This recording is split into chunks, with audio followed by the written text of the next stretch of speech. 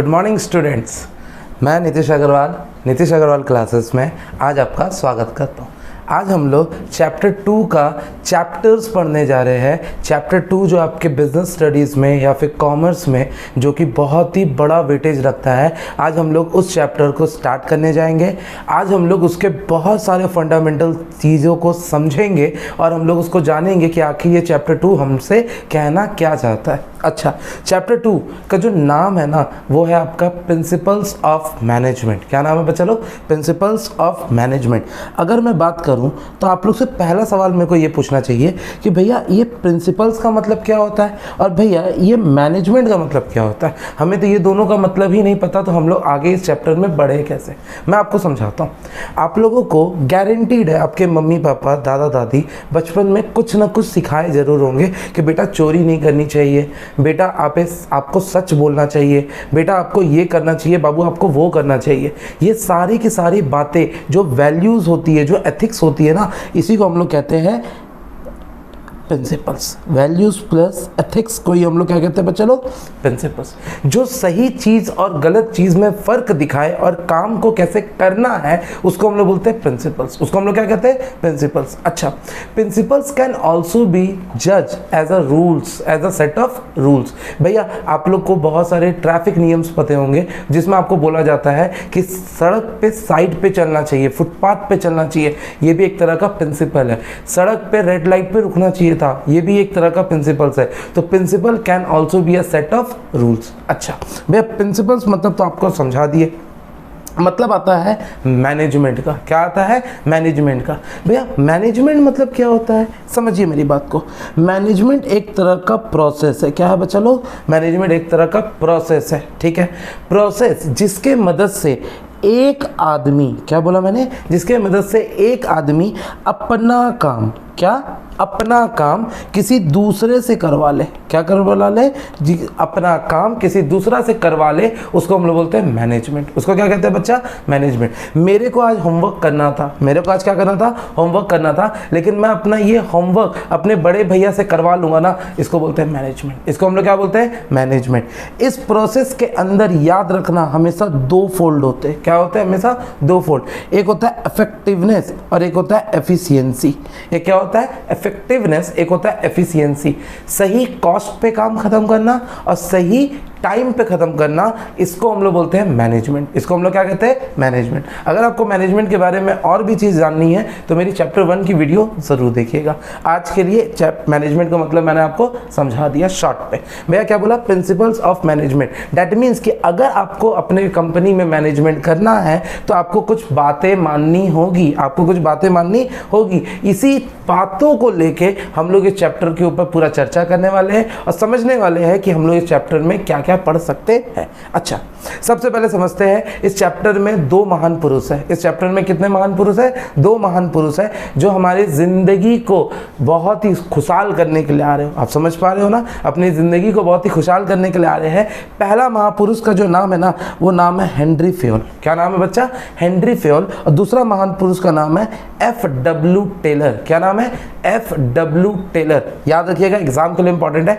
Henry Fayol, F.W. Taylor. Henry Fayol, F.W. Taylor. अच्छा, समझने की कोशिश कीजिए, समझने की कोशिश कीजिए। सबसे पहले समझते हैं कि हेनरी फेयोल किस बला का नाम है और इसके बारे में हमको पढ़ना क्यों ज़रूरी है, ये हम लोग को समझना होगा। हेनरी फेयोल फ्रांस में जन्म लिया था 1841 में। याद हो गया? मैंने क्या बोला? फ्रांस में जन्म लिया था 1841 में। और इन्होंने क्या किया है? इंजीनियरिंग। क्या कर रखा है इन्होंने? इंजीनियरिंग किया है भैया। उसके बाद भी हम लोग को कॉमर्स में पढ़ना पड़ रहा है। बाबू मैं बोला ना, दो महान पुरुष जो हमारी ज़िंदगी को बहुत खुशहाल बनाने के लिए आ रहे हैं। इंजीनियरिंग में बेचारे से कुछ हुआ नहीं तो कॉमर्स से आके ज़िंदगी कुछ तो करेंगे ना। अच्छा, मैंने क्या बोला? फ्रांस में जन्म लिया था 1841 में, साथ ही साथ इंजीनियरिंग कर रखा है 1860 में। इन्होंने इंजीनियरिंग करने के बाद एक कोल इंडस्ट्री में जाके काम करना स्टार्ट किया। कोल इंडस्ट्री जैसे हमारे यहाँ कोल इंडिया है इंडिया में, वैसे ही कोल इंडस्ट्री फ्रांस का कुछ और है, उसके अंदर उन्होंने काम करना स्टार्ट किया। काम करने के बाद कुछ ही सालों में वो MD बन गए। क्या बन गया बच्चा लोग, एमडी। एमडी का मतलब होता है मैनेजिंग डायरेक्टर। क्या नाम होता है, मैनेजिंग डायरेक्टर। मैनेजिंग बनने के वक्त पे ध्यान से सुनिएगा, at a time of becoming the managing director the position, the financial position of the company is totally insolvency, at a insolvency. इतना गंदा फाइनेंशियल पोजीशन था वो कोल माइनिंग इंडस्ट्री का कि वो इंसॉल्वेंट होने जा रहा था। इंसॉल्वेंट मतलब लिक्विडेशन, लिक्विडेशन मतलब वाइंडिंग अप, वाइंडिंग अप मतलब बंद होने जा रहा था। बंद होने के बाद उन्होंने कुछ प्रिंसिपल्स दिए। मैंने क्या बोला आपको, उन्होंने कुछ प्रिंसिपल्स दिए और उस प्रिंसिपल्स को अप्लाई करने के बाद वो कंपनी फ्रांस का third most successful mining company में कन्वर्ट हो चुका है। इसीलिए माना जाता है कि भैया वो जो प्रिंसिपल्स उन्होंने दिया था ना, वो सारे के सारे कंपनी को मानना चाहिए, सारे के सारे कंपनी को मानना चाहिए।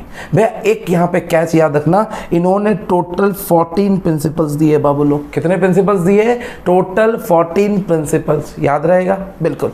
अच्छा, एक महान पुरुष के बारे में तो आप लोग समझ गए, तो भैया दूसरा महान पुरुष के बारे में भी समझते हैं। दूसरा महान पुरुष यूएसए में जन्म लिया था। कहाँ जन्म लिया था, यूएसए में जन्म लिया था 1878 में। कहाँ पे, 1878 में। और इन्होंने भी इंजीनियरिंग कर रखी है। इन्होंने भी क्या किया है, इंजीनियरिंग किया है। और इन्होंने भी हमारा ज़िंदगी को खुशहाल बनाने के लिए बहुत कुछ योगदान दिया है। समझते हैं। इंजीनियरिंग करने के बाद ये स्टील कंपनी, जैसे इंडिया में टाटा स्टील है ना, वैसे ही यहाँ पे यूएसए में कोई स्टील कंपनी था। उन्होंने वहाँ पे नौकरी किया और नौकरी करते के वक्त वहाँ पे देखा कि बहुत सारी दिक्कतें हैं। वहां पे क्या देखा, बहुत सारी दिक्कतें हैं। उस दिक्कतों को ओवरकम करने के लिए इन्होंने भी प्रिंसिपल्स लाए और साथ ही साथ ये बोले ना बाबा ना, प्रिंसिपल्स में तो अभी मेरा पेट नहीं भरा, मैं और टेक्निक्स दूंगा। मैं क्या दूंगा, टेक्निक्स दूंगा। प्रिंसिपल्स तो दूंगा ही दूंगा, प्लस टेक्निक्स भी दूंगा। प्रिंसिपल्स और टेक्निक्स देने के बाद इन्होंने सबसे पहले 2 एरिया पे फोकस किया। पहला प्रोडक्शन पे, दूसरा प्लानिंग पे। प्लानिंग का मतलब हम लोग पढ़ेंगे चैप्टर 4 में। प्रोडक्शन का मतलब कोई भी मैन्युफैक्चरिंग यूनिट, जब हम लोग कुछ मैन्युफैक्चर करते हैं उसको हम लोग बोलते हैं प्रोडक्शन। क्लियर है ये बात? अच्छा, समझते हैं। इन्होंने भी कुछ 5 प्रिंसिपल और 4 टेक्निक के करीबन दिया है, या फिर 4 प्रिंसिपल 5 टेक्निक के करीबन दिया है, जिसके मदद से हमारा चैप्टर 2 खत्म हो जाएगा। आप लोग को इतना तक समझ में आया? अब हम लोग समझते हैं कि इस चैप्टर के अंदर एक एक पार्ट को समझना बहुत ही इंपॉर्टेंट है। अभी तक हम लोग जो पढ़े उसमें से एग्जाम में कुछ नहीं आने वाला। अब मैं आप लोग को एग्जाम वाला समझाता हूँ।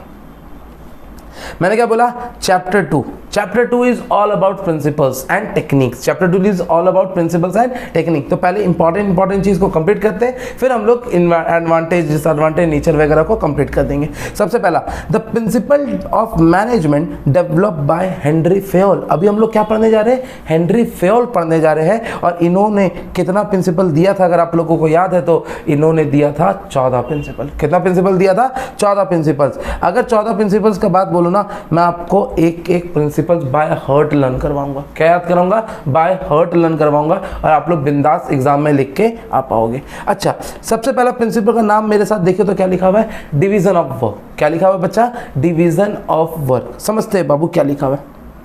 डिवीजन ऑफ वर्क का मतलब क्या होता है, मान के चलते आपके घर में शादी है, मान के चलते हैं आपके घर में क्या है, शादी है। शादी में बहुत सारे काम होते हैं, जैसे कि वेन्यू डिसाइड करना, शादी कहाँ पे होगा, केटरिंग डिसाइड करना, खाना कौन बनाएगा, शॉपिंग करना।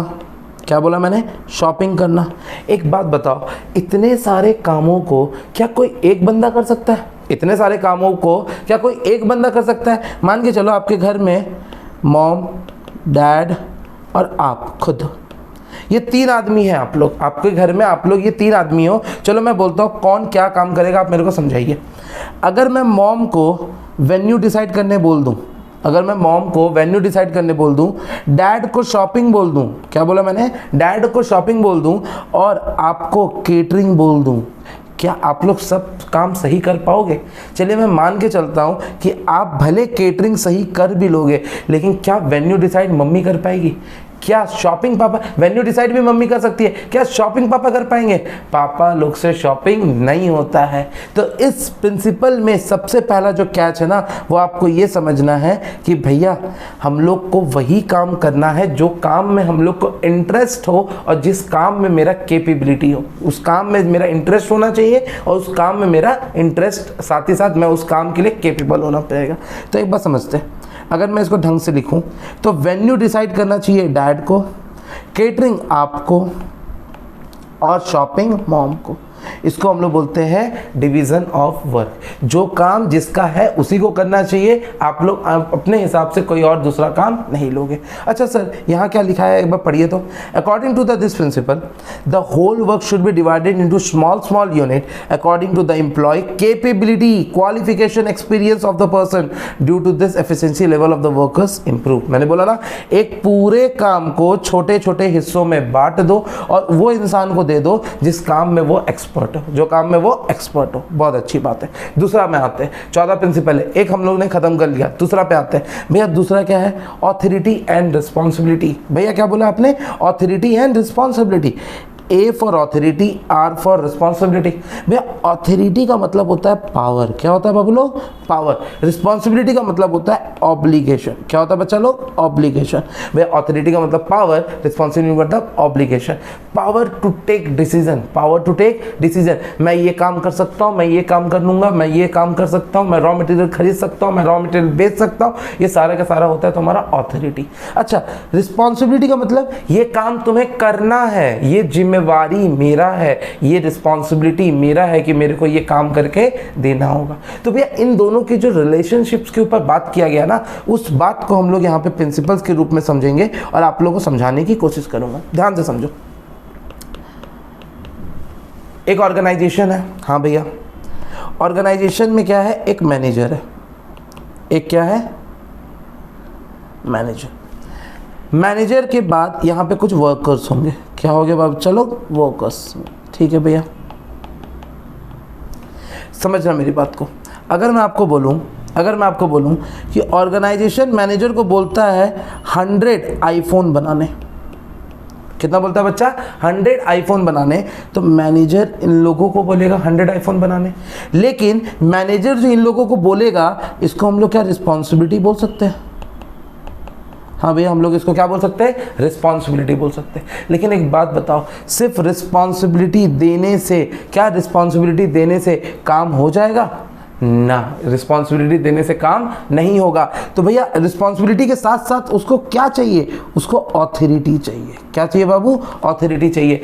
100 आईफोन बनाने के लिए रॉ मटेरियल चाहिए, पैसे चाहिए, मशीनरी चाहिए, एरिया चाहिए। तो ये लोगों को ये सारा चीज़ का क्या मिलना चाहिए? ऑथोरिटी। ये सारा चीज़ों को क्या मिलना चाहिए? ऑथोरिटी। अगर ऑथोरिटी नहीं मिलेगा ना, तो ये रिस्पॉन्सिबिलिटी कभी जीवन में सफल नहीं हो पाएगा। ये रिस्पॉन्सिबिलिटी कभी जीवन में सफल नहीं हो पाएगा। याद रखिएगा, एग्जाम के लिए मैं आपको अंदर समझाने की कोशिश करूंगा, अंदर आप लोग समझ के बहुत अच्छे से दिख पाओगे। According to this principle, authority means power to take decision. मैंने आपको बोला डिसीजन लेने का पावर।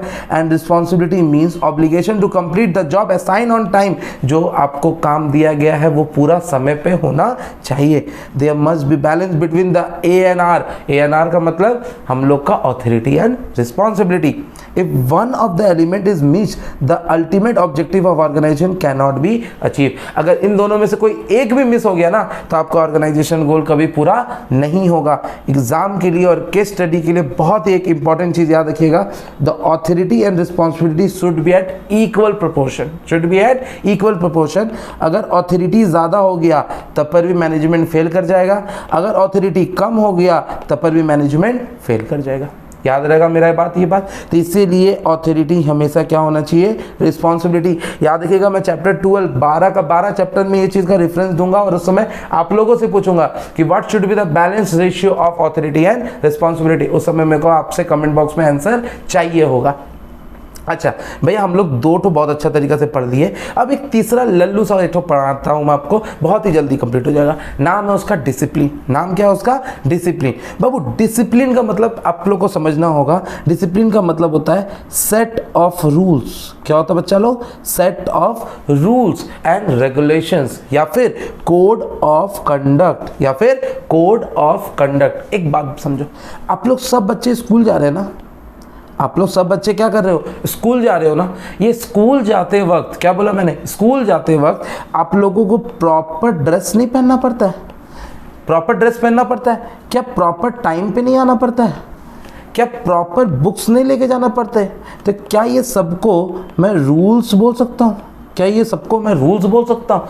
अगर आपके पापा सर्विस में हैं तो आपने गौर किया होगा, पापा टाई लगाते होंगे, कोट पहनते होंगे, शूज़ पहनते होंगे, तब ऑफिस जाते होंगे। और अगर उनका 10 बजे टाइमिंग है ना, तो वो 10 बजे एग्जैक्ट वहाँ पे पहुँचते हो। इसीलिए फेयोल ने बोला है कि एक ऑर्गेनाइजेशन के अंदर डिसिप्लिन होना कंपलसरी है। डिसिप्लिन किसी भी चीज़ को बोला जा सकता है, सही समय पे आना, सही समय पे जाना, काम सही तरीके से करना, अपना रिस्पॉन्सिबिलिटी पूरा करना, उसको हम लोग डिसिप्लिन बोल सकते हैं। अच्छा, समझ में आ रहा है? मैं क्या बोला? डिसिप्लिन। डिसिप्लिन का मतलब following the proper code of conduct. मैं आपको पहले ही बताया था, proper code of conduct, rules and regulations. Rules and regulation, discipline are the key factor of any objective achievement and the Fayol insist that discipline required at the superior as well as subordinate level.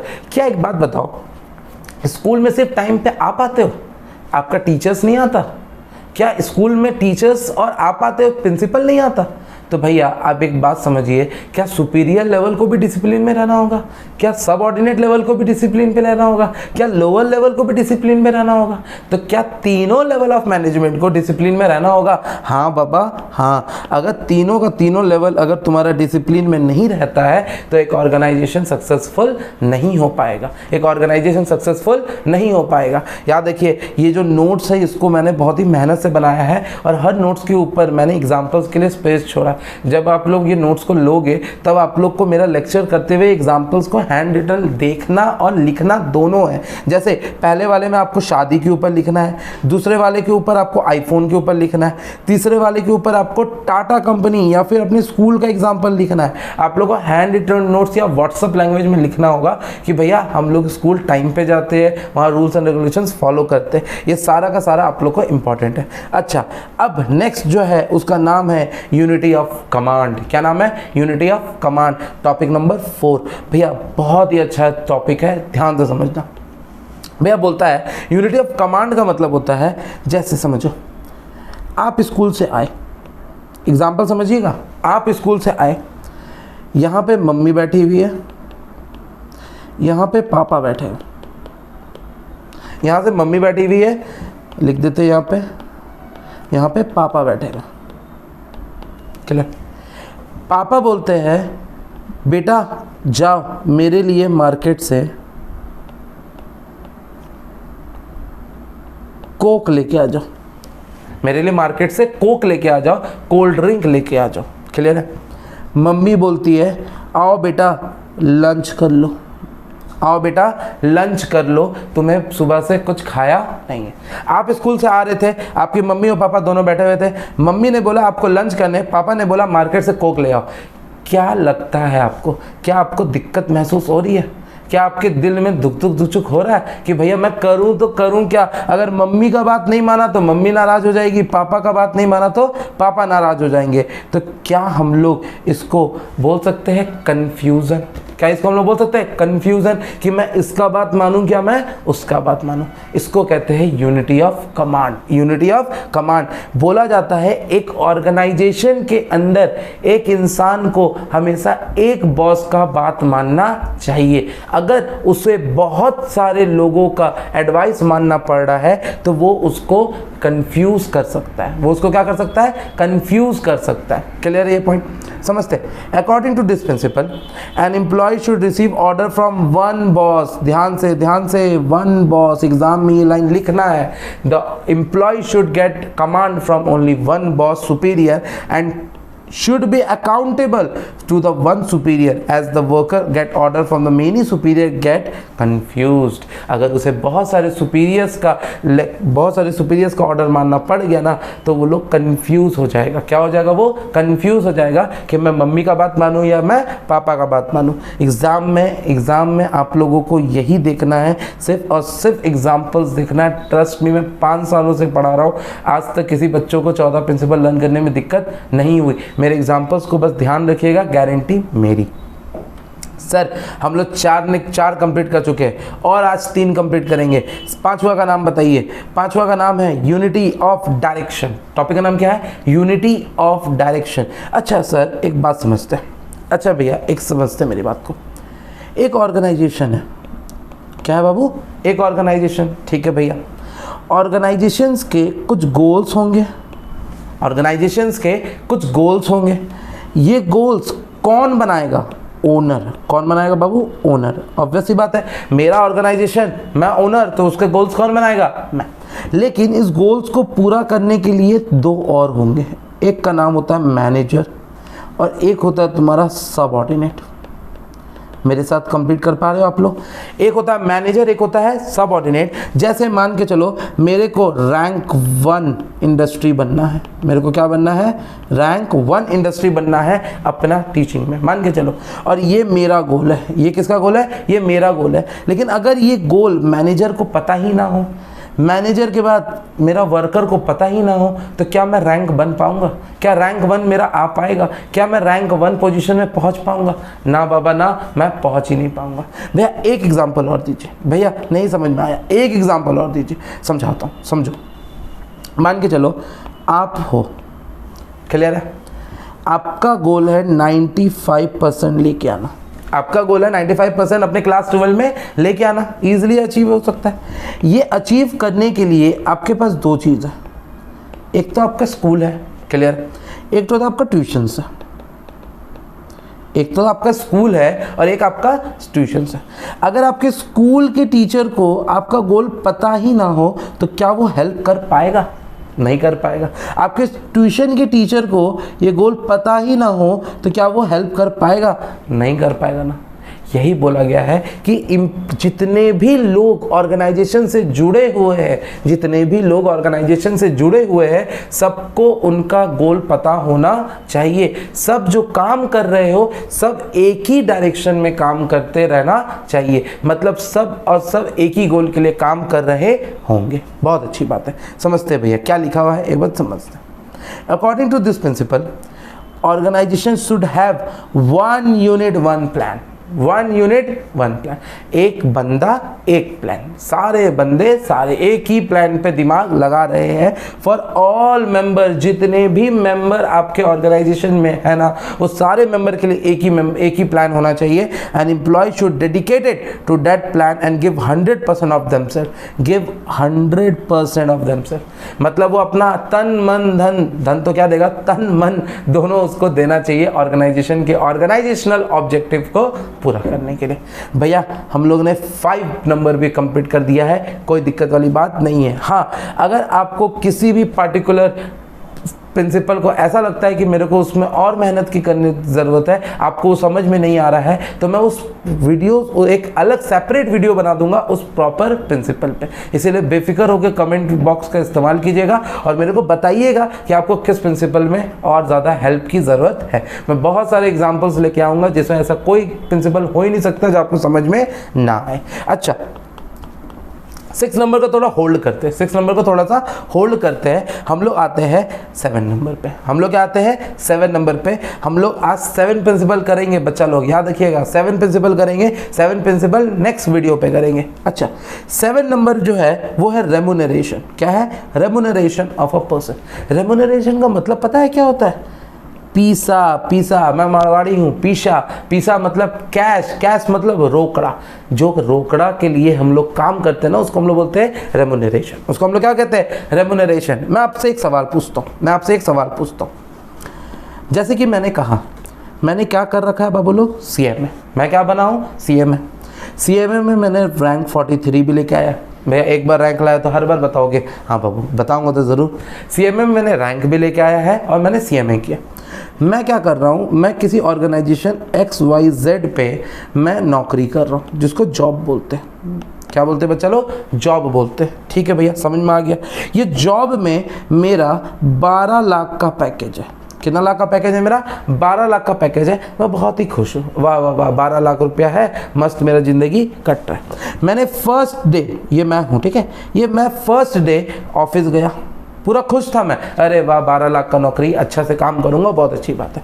मेरे को ना एक बंदा आया मेरे पास एक बंदा आया जिसको हम लोग बोलते हैं प्यून। क्या कहते हैं बच्चा लोग? प्यून बोलते हैं, जो हेल्पिंग स्टाफ बोला जाता है। क्या बोला जाता है? हेल्पिंग स्टाफ बोला जाता है, जो चाय वगैरह पानी वगैरह ला के देते हैं। वो मेरे पास आया, वो मेरे पास क्या आया बच्चा लोग? वो मेरे पास आया और बोला congratulation sir for the job, आप इस जॉब में सिलेक्ट हो गए, आज लीजिए मैं यहाँ का प्यून हूँ, आप यहाँ पे पानी पीजिए। मैं बोला वाह वाह वाह, क्या बात है, यहाँ का सुविधा बहुत अच्छा है। उसने मेरे को वाटर या फिर चाय दिया और बात करते करते मैंने उनके बारे में पूछा तो मेरे को पता चला कि उनका जो सैलरी है वो है 15 लाख रुपए सालाना। मेरे को क्या पता चलता है कि उनका सैलरी कितना है? 15 लाख रुपए सालाना। मेरे को क्या दुख होगा? क्या मेरे को दुख होगा कि मैं 4 साल पढ़ा, इतना मेहनत किया, इतना मेहनत करके एग्ज़ाम निकाला और मेरे को कितना रुपए का नौकरी मिला? 12 लाख का। और यहाँ पे एक प्यून, मैं किसी को भी नीचे नहीं गिरा रहा, लेकिन एक प्यून जो पढ़ाई लिखाई नहीं कर पाए किसी भी रीज़न से, जो अनएडुकेटेड अनस्किल्ड वर्कर है, उसको मेरे से ज़्यादा मिल रहा है, उसको मेरे से ज़्यादा मिल रहा है। क्या मैं सही तरीक़े से ऑर्गेनाइजेशन को अपना 100% दे पाऊंगा? आप लोग बताइए, क्या मैं ऑर्गेनाइजेशन को 100% दे पाऊंगा? ना बाबा ना, मैं ऑर्गेनाइजेशन को 100% नहीं दे पाऊंगा। दैट्स व्हाट्स फेयर टेल कि एक इंसान को उसके औकात के हिसाब से पैसा मिलना चाहिए। अगर आपके पास ज़्यादा स्किल है, ज़्यादा इन्हांस हो, तो आपको ज़्यादा पैसा मिलना चाहिए। अगर आप अनस्किल वर्कर हो तो आपको उतना पैसा मिलना नहीं चाहिए, जिससे डिस्क्रिमिनेशन का खतरा खत्म हो जाएगा, एक बार आते हैं और समझते हैं। According to this principle, employee in the organization must be paid fairly and adequately and according to their capabilities. Minimum wages act of the wages and salary paid by the competitor and the financial capacity of the employee. आपको salary किस basis पे मिलना चाहिए? आपके औकात के हिसाब से, मिनिमम वेजेस एक्ट के हिसाब से। सरकार बोला था 9,000 रुपये से नीचे किसी को साल महीना का मिलना नहीं चाहिए। साथ ही साथ हम लोग को ये देखना है कि मेरा कॉम्पिटिटर कितना पैसा दे रहा है सेम काम के लिए। जैसे अगर मेरा कॉम्पिटिशन मान के चलो ABC है, अगर मेरा कोई कंपटीशन है जिसका नाम है ABC मेरे को 12 लाख की जगह 24 लाख दे रहा है, तो क्या मेरे को 12 लाख में काम करना चाहिए? आप ही बताइए, क्या मेरे को 12 लाख में काम करना चाहिए? नहीं करना चाहिए। तो जो सैलरी है वो हम लोग कुछ फैक्टर्स के ऊपर डिपेंड करते हैं, जिसमें सबसे पहला फैक्टर क्या है तुम्हारा? कैपेबिलिटीज, औकात। Minimum wage act of the government, wages and salary paid by the competitor and the financial capacity of the employ. Company कमाए जा रहा है लेकिन आपको पैसा नहीं दे रहा है, कंपनी करोड़ों रुपया कमा रहा है लेकिन आपको पैसा नहीं दे रहा है। आप लोग सुने होंगे बहुत सारे कंपनी अपने वर्कर्स को कार देते हैं, बहुत सारे बाइक देते हैं। ये सारे के सारे जो दिया जाता है ना, वो कंपनी के रेम्यूनरेशन को मैनेज करने के लिए दिया जाता है। इसको हम लोग बोलते हैं रेम्यूनरेशन ऑफ पर्सन। हम लोग अभी तक कितना कंप्लीट कर लिए? सबसे पहला क्या बोला मैंने? Division of work. सबसे पहले क्या बोला? Division of work. आंख बंद कीजिए और मेरी बातों को सुनिए। डिवीजन ऑफ वर्क में हम लोग शादी के बारे में समझे, जिसका काम उसी को करना चाहिए, दूसरा कोई नहीं करना चाहिए। दूसरा कोई करेगा तो हमारा काम बिगड़ सकता है। ऑथोरिटी एंड रिस्पॉन्सिबिलिटी, भाई ऑथोरिटी का मतलब पावर, रिस्पॉन्सिबिलिटी का मतलब ऑब्लिगेशन। ऑथोरिटी और रिस्पॉन्सिबिलिटी का जो रेशियो होना चाहिए वो इक्वल होना चाहिए। अगर कोई भी ज्यादा कम हो गया तो हमारा ऑर्गेनाइजेशनल गोल खराब हो सकता है। डिसिप्लिन का मतलब होता है rules and regulations and code of conduct. सारे के सारे ऑर्गेनाइजेशन में रूल्स मानना कंपलसरी कर देना चाहिए, जिसके मदद से कोई भी इंसान रूल्स को नहीं तोड़ेगा।